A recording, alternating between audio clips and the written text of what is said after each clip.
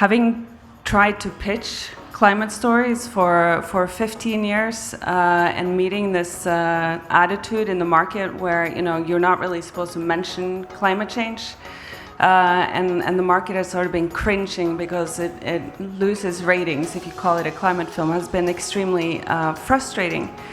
And at the same time, we're living in this really exciting time where we have so many more tools as storytellers and documentarians to try to figure out how to bring people together around the fire.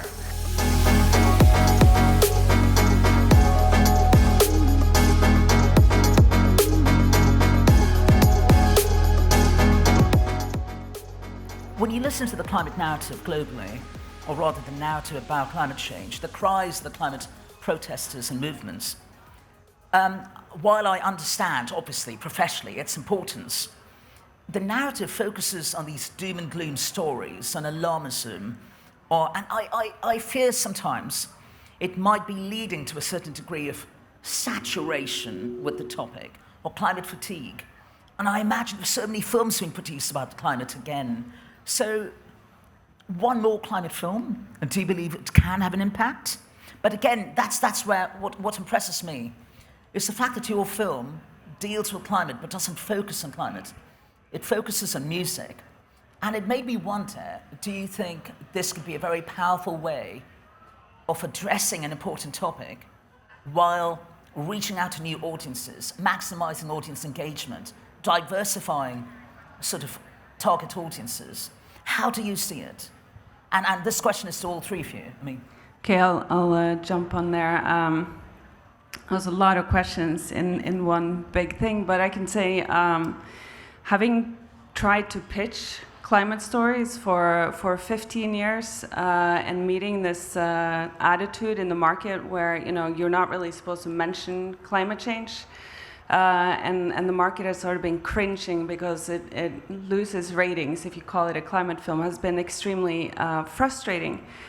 And at the same time, we're living in this really exciting time where we have so many more tools as storytellers and documentarians to try to figure out how to bring people together around the fire. How do we tell stories that make people feel and not fear? And I think, as one of the producers of this film, that is something I'm really certain that we will be able to do, because Terje's passion and love for nature and for our planet comes through his quest. And I really think that, focusing on love and our connection to nature is maybe the most important thing we can do to save our planet right now. Ludovica, is there anything you'd like to add? No, I think this is crucial, actually. I'm a bit of the outsider of the panel, coming usually from behind the camera, but I think it is essential. I think it's also often translated into how we handle the production side when we have this kind of sensibility in front of the camera. I think that's amazing. And then I had another thing that I forgot because I was so mesmerized. I'll be very honest, so I'll say it whenever it comes back. No, brilliant.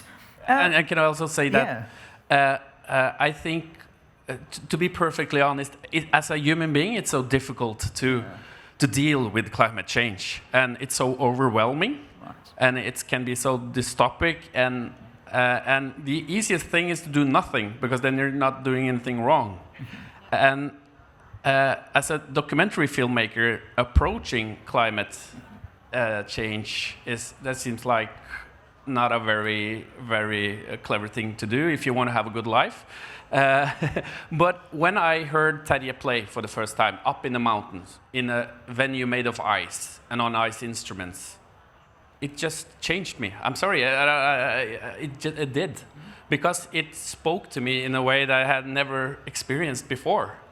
And I reconnected with nature in a way that and I'm not like a new age kind of guy. I'm quite down to, and I thought, can we make a film that will be able to transmit this experience I'm having now in the cinema? Then I think that has a purpose. And for me, it's like, okay, when you deal with climate change, people will always ask you, where's the hope? Is there any hope? please give us a solution. And then you have like, you can give people like hope in numbers or some scientific or technological solution, but with Terje's approach and this kind of ice music, it kind of bypasses like all the reason and all the facts and figures, and it's a way that your body can just instantly recognize this as something important. And you don't know what it is, but it affects you in the way that you're able to taste vegetables grown in a different way from like the mass-produced vegetables. They taste better. And why? So our body has the ability to recognize that something is better than the alternative.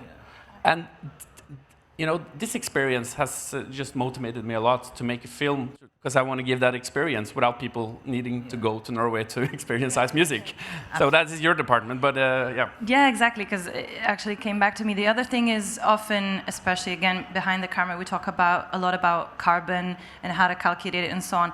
And the difficulty, I think, is that of course we are so far removed, and it's not something you can see. I think often, you know, the communities that are more affected by climate change and or disasters are those that are clearly seeing it in front of their eyes. So I think opening a window to other places and doing it in a way that's, if not uplifting, at least inspiring, I think that's what our work is about.